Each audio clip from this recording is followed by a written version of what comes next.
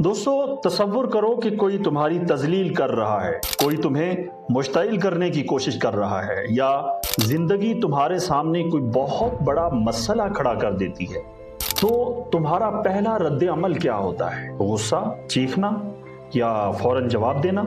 अक्सर हम जज्बाती होकर वो बोल देते हैं जिसका हमें बाद में पछतावा होता है। लेकिन पता है, दुनिया का सबसे ताकतवर इंसान वो नहीं है जो सबसे ऊंचा चीखता है, बल्कि वो है जो रद्द अमल ना देने की ताकत जानता है। पिछले वीडियोस में हमने खामोशी और इज्जत नफ्स पर बात की, लेकिन आज हम उसकी साइंस को समझेंगे। आज मैं तुम्हें वो 3 खुफिया तरीके बताऊंगा जिससे तुम अपने जज्बात के गुलाम नहीं बल्कि बादशाह बन जाओगे। अगर तुम अपनी जिंदगी का रिमोट कंट्रोल अपने हाथ में रखना चाहते हो तो आज की वीडियो स्किप मत करना, वीडियो को आखिर तक जरूर देखना, और चैनल पर नए हैं तो चैनल को सब्सक्राइब भी जरूर कर देना। पहला तरीका, 90 सेकंड का उसूल। पहला तरीका एक साइंसी हकीकत पर मबनी है जिसे 90 सेकंड रूल कहते हैं। हार्वर्ड की एक साइंसदान के मुताबिक जब हमें गुस्सा आता है या हम जज्बाती होते हैं तो हमारे जिस्म में एक केमिकल रेला आता है जो सिर्फ 90 सेकंड तक रहता है। उसके बाद जो गुस्सा हमें महसूस होता है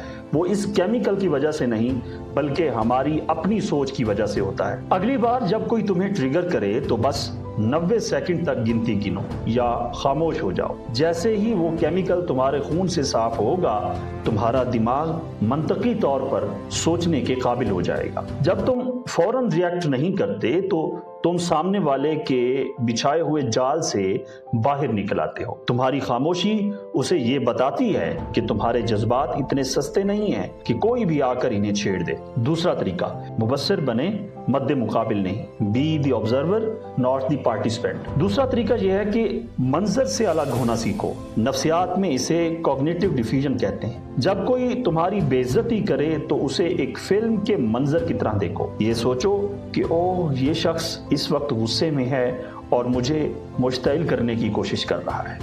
जब तुम खुद को इस सूरत हाल से अलग करके एक तमाशाई, एक ऑब्जर्वर बन जाते हो तो तुम जज्बाती तौर पर उसमें शामिल नहीं होते। सामने वाला चाहता है कि तुम उसके साथ कीचड़ में उतरो, लेकिन तुम दूर खड़े होकर उसे सिर्फ देख रहे हो। ये चीज उसे पागल कर देगी और तुम्हें एक बुलंद मकाम पर खड़ा कर देगी। याद रखो, हर कुत्ते पर पत्थर फेंकना जरूरी नहीं होता। बाज़ औक़ात सिर्फ उसे देखकर आगे बढ़ जाना ही उसकी सबसे बड़ी शिकस्त होती है। तीसरा तरीका, खला पैदा करें, द पावर ऑफ द पास। तीसरा तरीका स्टोइक फलसफे और इस्लामी हिकमत का निचोड़ है। स्टिमुलस और रद्द अमल के दरमियान एक खला पैदा करो। एक मशहूर कौल है, हमारी आज़ादी उस मुख्तसर वक्फे में छुपी है जो किसी वाक़े और हमारे रद्द अमल के दरमियान होता है। जब कोई तुम्हें कुछ कहे तो फौरन बोलने की बजाय 2 सेकंड का वक्फा लो।